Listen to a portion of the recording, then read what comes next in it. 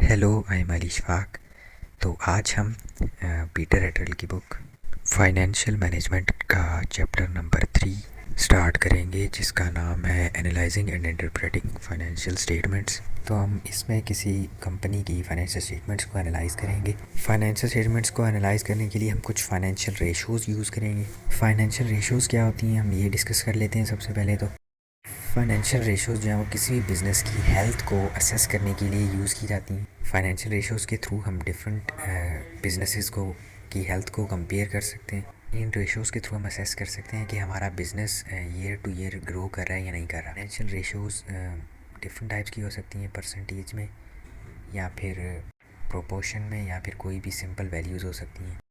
Financial ratios की 5 broad classification हैं यानी कैटेगरीज़ हैं, जिनके थ्रू हम बिज़नेस की हेल्थ को असेस कर सकते हैं। लेट्स सी के फर्दर कौन कौन सी क्लासिफिकेशन है। Number 1 profitability, number 2 efficiency, number 3 liquidity, number 4 financial gearing या लीवरेज, नंबर 5 इन्वेस्टमेंट। अब आज हम प्रॉफिटेबिलिटी रेशो को डिटेल में फोकस करेंगे कि प्रॉफिटेबिलिटी रेशो किस लिए यूज़ होती है। तो एज़ यू ऑल नो कि बिज़नेस का जो पर्पज़ होता है प्राइमरी, वो वेल्थ क्रिएट करना होता है। जब तक बिज़नेस को प्रॉफिट नहीं हो रहा, उस बिज़नेस का कोई फ़ायदा नहीं।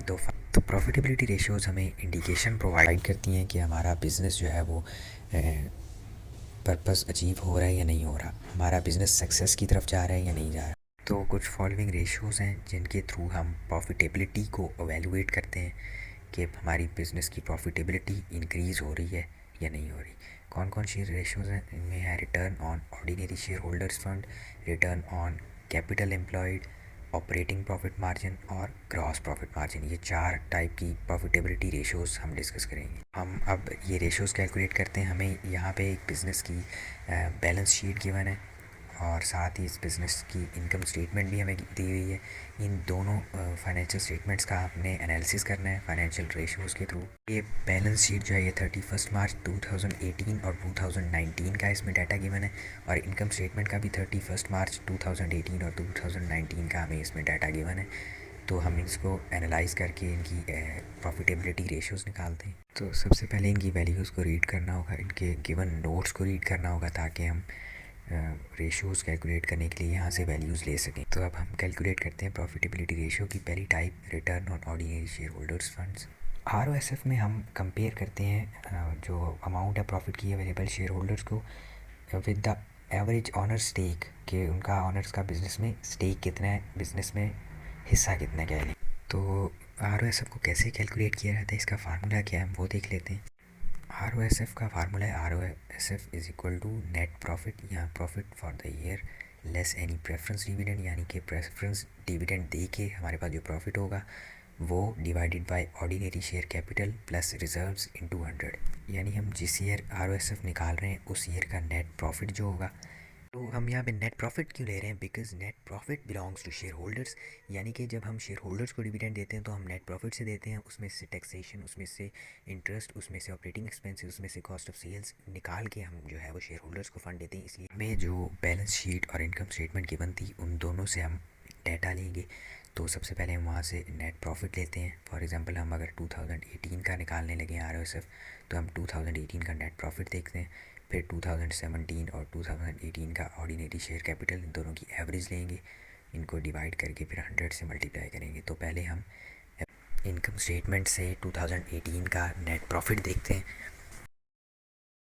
ये हमारे पास जो इनकम स्टेटमेंट है, इसमें जो नेट प्रॉफिट है 2018 का, यहाँ पे आप देखें profit for the year 2018 is 165।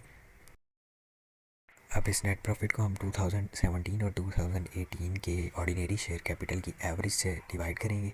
ये हमारे पास बैलेंस शीट में 2018 का जो कैपिटल है या इक्विटी है ये 563 है।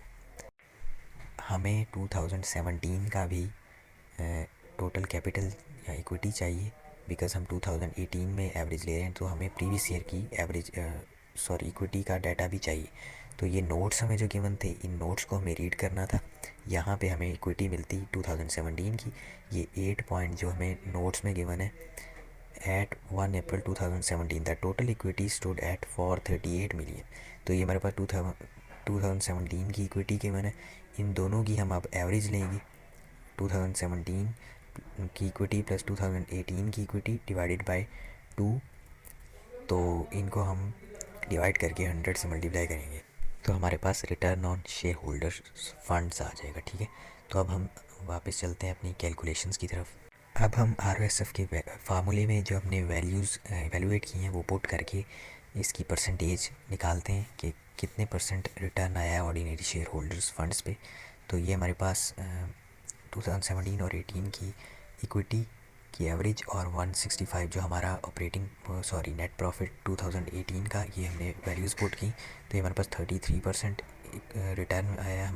तो ये तो रिटर्न था हमारा 2018 का। अगर हम 2019 का रिटर्न चाहें तो हमें नेट प्रॉफिट 2019 का डिवाइड करना है 2018 की टोटल इक्विटी प्लस 2019 की इक्विटी की एवरेज से और 100 से मल्टीप्लाई करना है, तो हमारे पास ये रेशो आ जाएगी। तो ये हमने ROS निकाली। अब नेक्स्ट है हमारे पास रिटर्न ऑन कैपिटल एम्प्लॉयड। तो रिटर्न ऑन कैपिटल एम्प्लॉयड जो है वो फंडामेंटल मेजर है बिज़नेस की परफॉर्मेंस का, ठीक है। इसके थ्रू हम बिज़नेस की परफॉर्मेंस मेजर कर सकते हैं। तो रिटर्न ऑन कैपिटल एम्प्लॉयड को अगर हम सिंपल वर्ड्स में डिफ़ाइन करें तो इसका मतलब है कि जो हमने कैपिटल बिज़नेस में लगाया उस पर जो हमें रिटर्न मिला वो कितने परसेंट होगा। तो लेट्स कैलकुलेट ROCE। इसका फार्मूला देखते हैं रिटर्न ऑन कैपिटल एम्प्लॉयड का क्या है। तो इसका फार्मूला है operating profit divided by share capital plus reserves plus non current liabilities into 100। Operating profit यहाँ पे हम क्यों ले रहे हैं, बिकॉज कैपिटल बिजनेस में दो ही तरीक़ों से आता है, या तो शेयर होल्डर्स देते हैं कैपिटल, या फिर कोई थर्ड पार्टी बैंक्स वगैरह, या फिर जो भी कोई भी क्रेडिटर्स हो सकते हैं बिज़नेस के।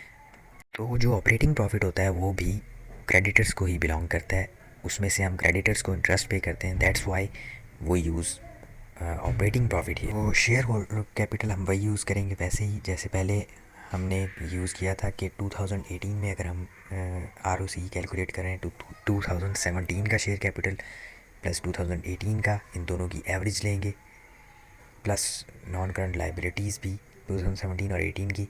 तो इनको ऑपरेटिंग प्रॉफिट्स से डिवाइड करेंगे और 100 से मल्टीप्लाई करेंगे तो हमारे पास ROCE आ जाएगा। रिज़र्व्स हमारे पास फ़िलहाल नहीं गिवन, दैट्स वाई हम यहाँ पे रिज़र्व्स ऐड नहीं करें, उसकी जगह ज़ीरो वैल्यू ऐड होती है।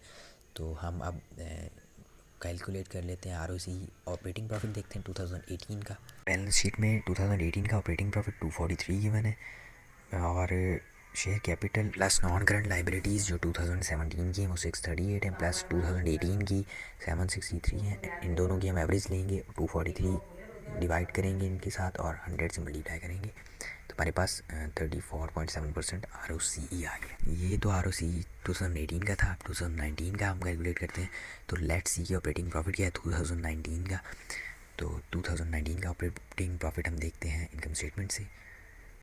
2018 का इनकम स्टेटमेंट प्रॉफिट है, ऑपरेटिंग प्रॉफिट ये 47 है यहाँ पे, ठीक है। तो 47 को हम यूज़ करेंगे। अब हम 2018 का share capital plus non current liabilities और 2019 का share capital plus non current liabilities देखते हैं, फिर उनकी एवरेज लेके हम 47 डिवाइड करेंगे तो इंटू 100 करेंगे तो हमारे पास ROCE 2019 की आ जाएगी। तो ये हमारे पास इक्विटी 2018 की 563 और नॉन करंट लाइबिलिटीज़ 200 है, ये दोनों प्लस हुई तो 763 हो गई। और 2019 की जो इक्विटी है वो 534 है प्लस नॉन करंट लाइबिलिटीज़ 300, ये टोटल 834 होगी, ठीक है।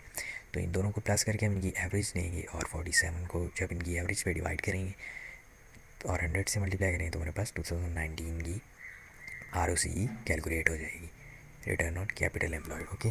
तो ये हमारे पास 2018 की थी। अब हम 2019 देखते हैं।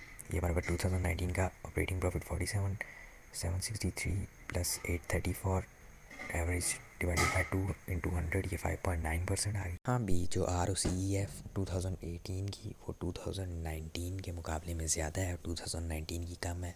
क्यों? बिकॉज़ अगर हम अपनी इनकम स्टेटमेंट देखें तो 2019 में 2018 के मुकाबले ऑपरेटिंग एक्सपेंसेस भी ज़्यादा हो गए हैं और कॉस्ट ऑफ सेल्स भी ज़्यादा हो गई है। कॉस्ट ऑफ सेल्स का इफ़ेक्ट हुआ ग्रॉस प्रॉफिट पे और ऑपरेटिंग एक्सपेंसेस का इफ़ेक्ट हुआ ऑपरेटिंग प्रॉफिट पे।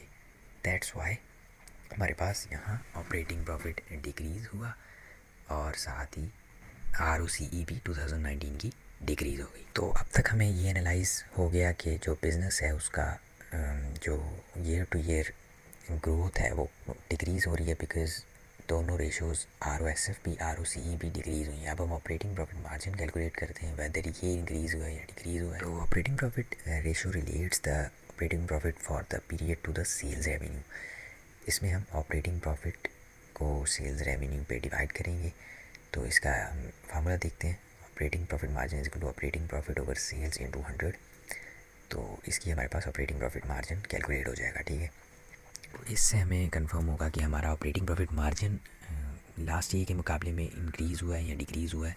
2018 का हम मार्जिन कैलकुलेट करते हैं। ऑपरेटिंग प्रॉफिट तो हमें रट चुका है कि 243 है 2018 का, और जो सेल्स रेवेन्यू है वह 2240 इंटू 100 जब हमने किया तो ये हमारे पास 10.8% ऑपरेटिंग प्रॉफिट मार्जिन आया 2018 का, ठीक है।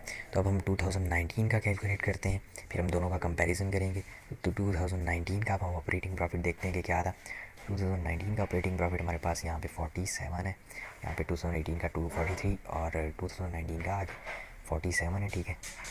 और कॉस्ट ऑफ सेल्स जो 2018 की 2240 है और 2019 की 2681 है, और यहाँ पे ये ऑपरेटिंग प्रॉफिट, ये सेल्स। अब हम 2019 की वैल्यूज़ पुट करके 2019 का ऑपरेटिंग प्रॉफिट मार्जिन निकालते हैं। ये 47 डिवाइडेड बाई 2681 इंटू 100, ये हमारे पास 1.8% और 2018 का 10.8%।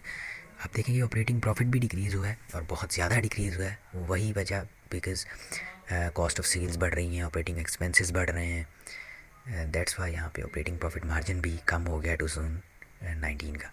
अब कॉस्ट ऑफ सेल्स 2018 की देखें 1745, 19 की देखें 2272, दैट्स वाई ये बड़ी है। तो ग्रॉस प्रॉफिट कम हुआ है, ऑपरेटिंग एक्सपेंसेस ज़्यादा हुए हैं 2019 में, और यहाँ पे इसी वजह से हमारा ऑपरेटिंग प्रॉफिट 2019 में कम आ रहा है 47 और 2018 में 243। अब हम प्रॉफिटेबिलिटी रेशोज़ में last type gross profit margin discuss करेंगे।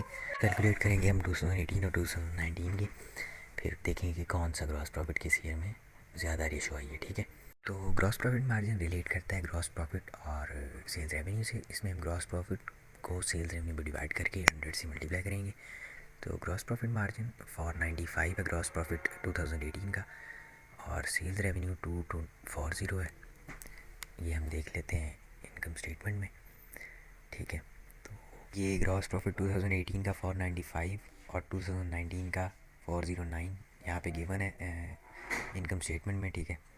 और ये सेल्स रेवेन्यू 2019 का 2681 और 2018 का 2240 है सेल्स रेवेन्यू, ठीक है। अब हम 2018 और 2019 दोनों का ग्रॉस प्रॉफिट मार्जिन कैलकुलेट कर लेते हैं, फिर इसको हम देखेंगे कि कौन सा ज़्यादा है। ये देखें 2018 का 22.1% और 2019 का 15.3% हमारे पास ग्रॉस प्रॉफिट मार्जिन आया। ये भी ग्रॉस प्रॉफिट मार्जिन भी जो है वो डिक्रीज़ हुआ है 2019 में, बिकॉज़ यहाँ पे सेल्स रेवेन्यू इंक्रीज़ तो हुआ 2019 में, लेकिन कॉस्ट ऑफ सेल्स भी इंक्रीज़ हो गई है 2272। पहले 1745 थी 2018 में, अब 2272 हो गई है। कॉस्ट ऑफ सेल्स बढ़ी, दैट्स वाई 2019 में ग्रॉस प्रॉफिट मार्जिन भी कम हो गया। तो ये थी हमारे पास प्रॉफिटेबिलिटी रेशियोज़। तो वो जो बिज़नेस का हमारा कंक्लूजन रहा वो ये रहा कि बिज़नेस ओवरऑल डाउनफॉल कर रहा है। जितनी भी हमने रेशियोज़ निकाली हैं वो 2019 में 2018 के कंपैरिजन में कम आई हैं। तो ये थी हमारे पास प्रॉफिटेबिलिटी रेशियोज़ जो कि हमने 4 टाइप्स की पढ़ी हैं। तो that's enough for today, thank you for listening and will see you in the next lecture. Good bye.